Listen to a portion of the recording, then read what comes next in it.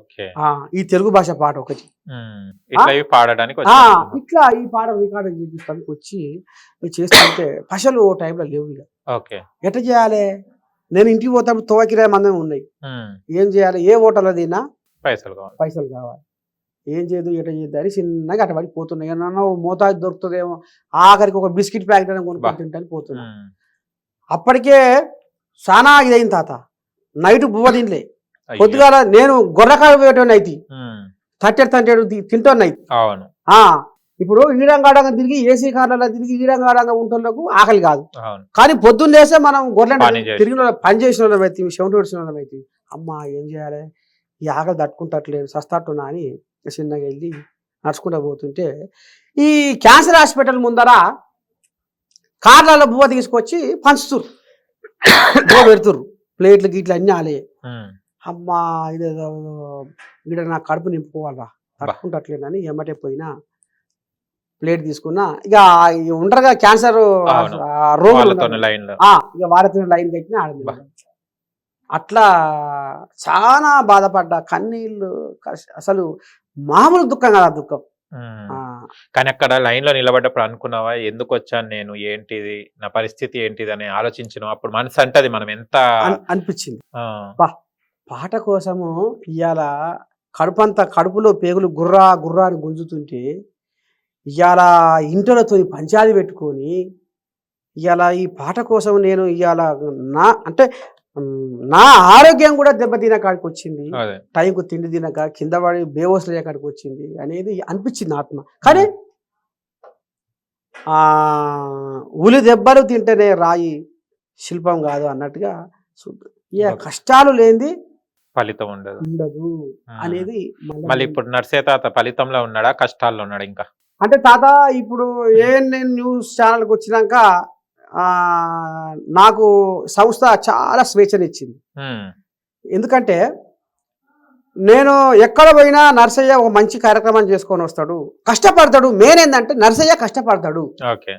ఆయన ఏ రకంగా ఎక్కడ పోతుండు, ఏం చేస్తుండు, వాస్తవంగా నాకు నువ్వు గిటువో, నువ్వు గిజ్జయ్యి, నువ్వు గిట్లా అనేది కూడా నాకు ఇంతవరకు మా సిఇఓ కంది రామచంద్రారెడ్డి సార్ కానీ, మా చైర్మన్ కంది శ్రీనివాసరెడ్డి కానీ ఎప్పుడు కూడా నాకు ఆంక్షలు పెట్టలే, ఫ్రీడమ్ ఇచ్చింది, నాకు స్వేచ్ఛను ఇచ్చింది. అట్లా నేను ముందుకు పోతుంటే నా వీడియోలు ఇవాళ నేను జనాల నుంచి లీడర్ల నుంచి మంత్రులు, దాదాపు అందరి మంత్రులు చేసిన ఇంటర్వ్యూలు, ఒక 40-50 మంది ఎమ్మెల్యేలు చేసిన ఇప్పటికి.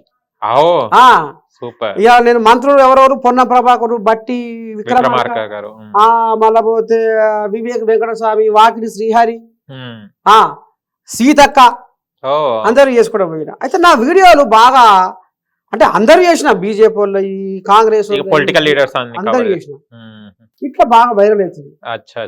బాగా వైరల్ అవుతుంది. ఎవరి నర్సయ్య తాత అనే కాడికి వచ్చింది. ఇట్లా నాకు ఈ బిగ్ బాస్ అవకాశం కూడా కలిసి వచ్చింది. నాకు ఫలితం అనేది అంటే నా పాటలు మాటలు జనాల్లోకి వెళ్తున్నాయి, సంతోషము. కానీ ఈ వేదిక దొరికి ఇంకా పెద్దది కదా వేదిక, అంటే ఇంకా కోట్ల మందికి పోతుంది కదా. ఇప్పుడు లక్షల మందికి చేరుకున్నా, ఇంకా కోట్ల మందికి పోతుంది కదా అన్న ఒక్క కోరిక అంతే. ఇప్పుడు కాకుండా నెక్స్ట్ టైం పోతావు, ఏముంది ఇప్పుడు పోయినా పోతావు, నెక్స్ట్ టైం అయినా పోతావు, ఇంకా సీజన్స్ చాలా ఉంటాయి, టెన్షన్ ఎందుకు. కానీ ఇంకొకటి అతను సింగర్ తో పాటు ఊపుతావట కదా, నీకేమో చెప్పిర్రు? అయ్యో తెలియదా? మొన్న ఆ బిందు మాధవ్, అభిజిత్, నవదీపు నీ లెక్క గింత అడిగిన తాత, నువ్వు వెళ్ళాక మన ఇద్దరం పంచాయతీ పెట్టుకున్నావా? పెట్టుకున్నాము. నీకు సరిపోగా నేను సమాధానం చెప్పినావు. ఇప్పుడు తాత నువ్వు ఇంకా నీకేమన్నా అది ఇది కూలుకుడు ఏమన్నా ఉందా అంటే నేను అది కూడా కూలుకు తాత. అయ్యో, కానీ వాళ్ళు నీ లెక్క అడగలే. ఆ జడ్జిగా నువ్వు కూర్చున్నా సరిపోవు పిల్లగా, నిజంగా. అట్లా నువ్వు ఈ పదిషి బాగా అడగాలి కదా. అదే కదా మనము వచ్చిన కంటెస్ట్. నువ్వు బిగ్ బాస్ అన్నది. ఓకే, మళ్ళీ తీగ ఎప్పుడు తెంచుతావు నువ్వు? తీగలు ఎప్పుడైనా దిగినాయని ఎట్లా చెప్పాలి బతకానికి? అరే కరువు కాలం వెళ్ళబోసినోని, కరువు కాలం చూసినోని అడవిలో నాట్యం చేసాడుదా? నువ్వు ఎక్కడ నాట్యం చేసాడు? తీగలు ఎక్కడ దిగినాయి? అంటే ఎప్పుడో మనసుకు ఆనందం కలిగినప్పుడు, సంతోషం వచ్చినప్పుడు, ఓకే. ఆ చల్లనైన పిల్లగాలు నడుమ ఆహా బామ్మ ఈ గెటపేనా? ఈ గెటప్ లోనేనా? అన్ని తీరులో ఉన్నా. ఓకే. ఓసారి ఇట్లా, ఓసారి ఇంకో తిరిగా, ఓసారి గొట్టం కూడా వేసుకుంది. అచ్చా అచ్చా. ఓకే. అంటే చిన్నప్పటి నుంచి డాన్స్ అంటే ఇష్టమా మళ్ళీ? అమ్మా ఎంత దమ్ వచ్చింది నరసయ్య తాతకి డాన్స్ మరి నువ్వు అంటే తాతలో ఈ కళ ఉందని. అవును మరి అది ఇంతవరకు ఇంకా బయటికి పోతలేదు. ఇప్పుడు ఒక పాట పోయింది ప్రపంచం పాట తిరుగుతుంది, కానీ నా ఆట పోతలేదు ఇంకా. ఎందుకంటే బిగ్ బాస్ అది అగ్ని పరీక్షల్లో జంప్ చేసే విధానం ఉంది చూడు, అది ట్రైనింగ్ తీసుకున్నట్లేదు, డాన్సర్స్ జంప్ చేస్తారు చూడు, అట్లా అనిపించింది. అందుకోసం అడుగుతున్నా నేను. అది నా డౌట్ వచ్చి అడిగింది నేను. నువ్వేమైనా గోడలు అవి పాకవు కదా, గోడలు దుక్కుతున్నా. మళ్ళీ అందుకోసమే అట్లా కాదు, ఒక డాన్సర్ ఎట్లా పట్టుకుంటాడో నువ్వు అట్లే పట్టుకున్నావు. ఇప్పుడు మనం డీ షో అవి చూస్తుంటాం కదా, ఎట్లా పట్టుకున్నావు అట్లే పట్టుకుని ఊగులాడుతున్నావు. అట్లా గ్రహించిన నీ దాంట్లో కూడా ఒక డాన్స్ కళ ఉంది, నాట్యం ఉందని. ఈ కట్టె కూడా తిప్పుతుంటావు కదా అప్పుడప్పుడు, డింగ్ డింగ్ డింగ్ అని. అవును 10th లోనే పెళ్ళయింది కదా, నువ్వు అదృష్టవంతుడివి. మాకు ఇప్పటిదాకా పెళ్లి చేస్తలేరు. కాదు ఇప్పుడు ఆన్లైన్ లలో బొచ్చడు పిల్లలు ఏం అనుభవించలేం కదా, ఉట్టిగానే ఫోన్ లోనే ఉంటారు, మన దగ్గరికి ఎందుకు వస్తారు? చేసుకుంటున్నారు, చేసుకోగా మళ్ళీ కథ కూడా జరుగుతుందా, విడాకులు కూడా జరుగుతున్నాయి. మళ్ళీ అట్లాంటి పెళ్లిలు ఎందుకు, మంచి కలిసి మెలిసి ఉండాలి. చల్లగాలి ఎర్రగా బుర్రగా దూరగా నీకు ఏ పిల్ల ఇంకా ఇప్పుడే కదా ఎందుకులే అంటున్నారు ఇంట్లో. అట్లా ఎంత కట్టుకొచ్చినావు, ముద్దుగున్నావు. అవునా, నీకు ముద్దు వచ్చినట్టు అమ్మాయిలకు ముద్దు వస్తలేను కదా. అమ్మని సాయిరంగా అయితే నువ్వు పని చేయాలి. చెప్పు. రసరాగ రంజిత బో రమణి మృదు మధుర భావ తరంగిని. అప్పుడు కానీ నా పీక కొయ్యరు. రారావే నా కవిత నవనీత మృజిత. నీ అదరముపై చిరునవ్వులు చిలికి నా కనులలో వలపు కలిమిని నిలిపి నా కవితా హృదయాన ఊహల ఊర్వశివై కవన కథానాన మధుర డోలికల మరిపించే శృంగార మంజీర మెలికలు పిల్లగాడు అంచెలుండే దేంట్లో లేనమ్మా నేను, నాకు తెలియదు.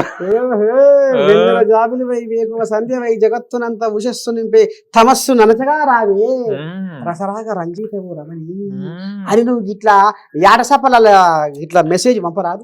ఓకే, అంత పెద్ద మెసేజ్ చదివి అంత ఓపిక ఉంది. నువ్వు ఈ కవిత పెట్టు, ఏ పిల్ల నీకు పడుతుంది. కానీ నేను మనం తప్పు చేసి బిందు మాధవికి ఈ కవిత పెట్టవలసి. ఇప్పుడు అన్ని నా ముందట చెప్తున్నావు, చెప్పాల్సిన చోట చెప్పలే, ఏం లాభం తాత. అందుకోసమే చుట్టదాగి నిజమైన క్యారెక్టర్ ఎట్లుందో గట్టినే ఉండాలనుకున్నా, కానీ ఈ రాయరంకుల వేషాలు అన్న వెయ్యాలి, వేస్తేనే బాగుంటది అనేది నాకు తెలియదు. మా బాపమ్మ ఏం చేస్తుంది మళ్ళీ? బాపమ్మ ఏమన్నా టీవీలో చూడంగానే, ముసలోడా నువ్వు ఎట్లున్నావో గట్టినే ఉండు, నువ్వు ఏ తరీకగా నువ్వు ఇప్పుడు జనాలలో ఉన్నావో నీ మాట ఏందో నీ పాట ఏందో అందులో పోయినాక కూడా గట్టినే ఉండు. ఇక నువ్వు లేని అన్ని పిచ్చి పిచ్చి చేసి చీపురు మడత పెడతాన్నదా? ఓకే, ఆ భయానికి బయటపడలేదు తాత పాపం.